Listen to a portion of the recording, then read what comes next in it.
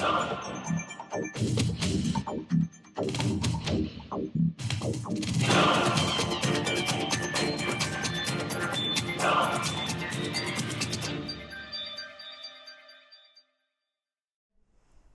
and welcome to a special sports spotlight. Today we are going to focus on one of our Viking coaches, Coach Ed Radske.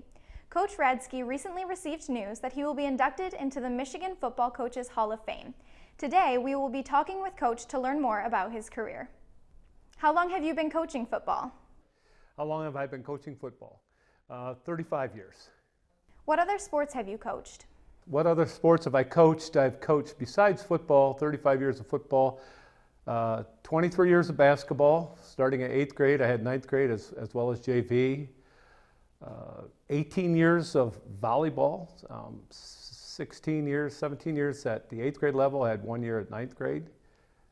17 years of softball, a couple of years, 2 years at the 9th grade level and 15 at the JV level, and 1 year of baseball. So this season coming up, whatever I coach will be season 95. What is your favorite part about coaching and why? I'd have to say my favorite part about coaching is it's the strategy kind of involved where you're part of every play. So some sports, basically kids can go out, they play a couple of minutes, nothing happens, but as a coach, you call every play, you're involved in every play. What is the most rewarding thing about coaching and why? I'd have to say watching kids succeed, you know, from the beginning to the season to the end, watching their improvement. You know, some players, they're not starters at the beginning of the year, but they work hard enough, practice, lift weights, and then they make it to the starting lineup, which is it's a nice thing to see. What do you get the most excited about going into a football game? I don't know about getting excited going into the game because it's a week-long preparation. I mean, it starts on the weekend when you go over game films. Things get a little bit more exciting as the week goes on once you go through practices and scouting and preparing for the other team. So, what's the hardest decision you have ever had to make as a coach? That's a tough one. I don't know if I've had some super hard decisions. Obviously, it's as far as players go, some players think they're one position, but they're really not. You know, I'm a running back, but you're really a defensive player.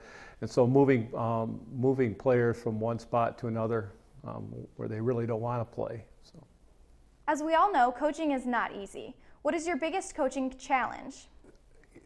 It's nice in football you have a lot of starters, you know, so we're able to, if we two platoon, you can have 11 starters on O, 11 starters on defense.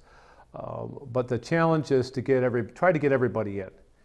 You've got 40 to 45 kids on the team. It's just trying to, you know, find that niche for every kid. You know, sometimes they might play all 4 special teams. So again, we're just trying to get as many kids into the game as possible. Makes it a little bit fun for them. Makes them feel like they're part of the game. But that's the hardest challenge. You know, you have 11 spots on both sides with 40 kids, and it's trying to get everybody involved some way into the game. What made you want to be a football coach? I knew when I was very young, when I had helped my brother coach actually baseball when I was about 16, and he was a little older than I am, and I kind of liked this coaching thing. I was actually playing other sports at the same time, so just working with him. Actually, it was coaching baseball, first base. It was kind of, I knew I kind of liked it way back then. So, who are your role models in coaching, and why? This one's going to take a while. My first role model was my father, and when it came to sports, he basically taught me everything: how to throw, how to catch, how to hit, how to shoot a basketball. It didn't matter which sport. He was also my first coach, little league, minor league, pee wee basketball. So, you know, moving on to football-wise, coming here, there's several role models or several mentors, I'd call them, that I had a chance to work with.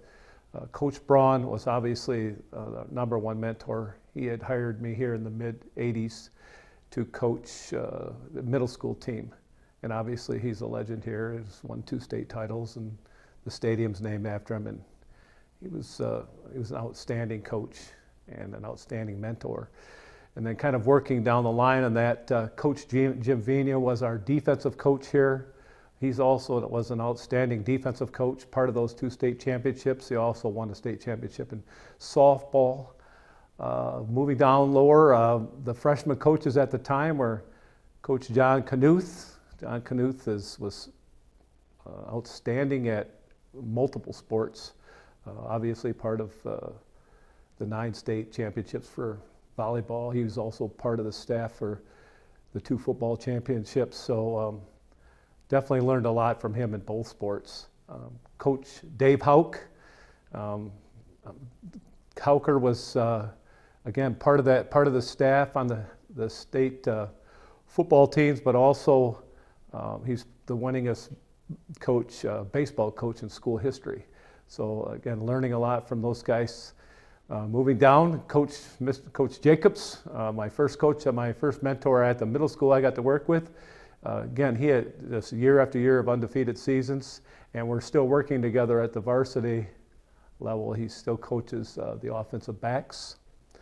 And I don't want to forget Coach Jack Quinlan. Mr. Quinlan I worked with at the JV level probably a good 18 to 20 years. So I learned a lot from Coach Quinlan, not just about football, but basically about life. Where you know, every game, every year, every season was about memories, and you were building memories with each unique group you had. So.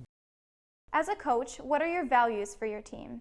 As far as values, I think the most important thing with the kids is one is grades. Obviously, we're here for academics first.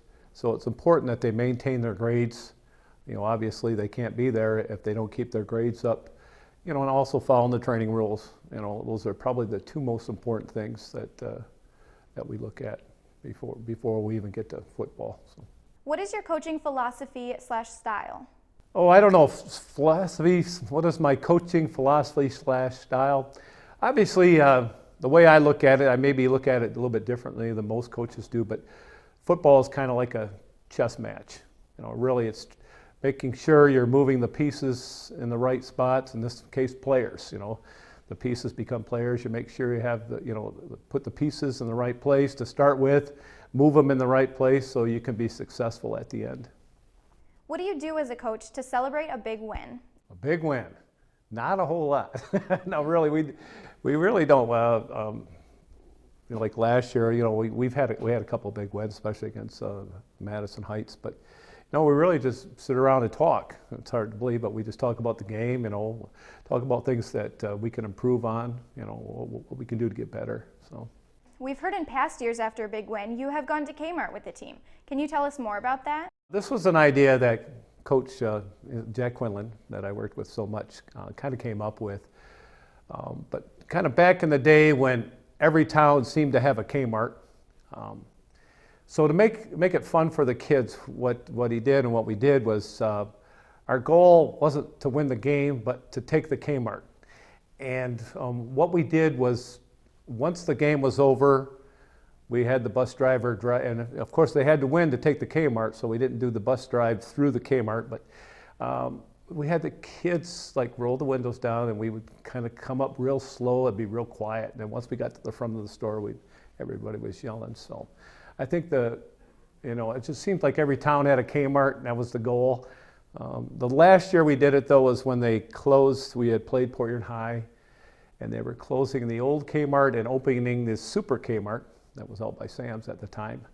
And we had beaten Port Huron High the last game of the season, so we did both. We did the regular Kmart and the super Kmart. So it was quite interesting to see the people come out of the store and go, "What is going on? And why are these kids yelling so loud?" and all that. But it was a lot of fun. So. How did you feel about getting into the Michigan High School Football Coaches Hall of Fame? Obviously,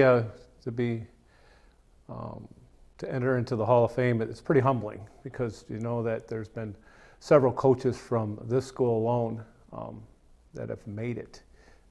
So it's nice to follow in their footsteps.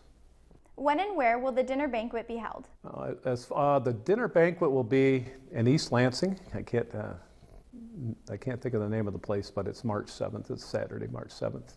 Thank you, Coach Radske, for joining us and answering some questions about your football career.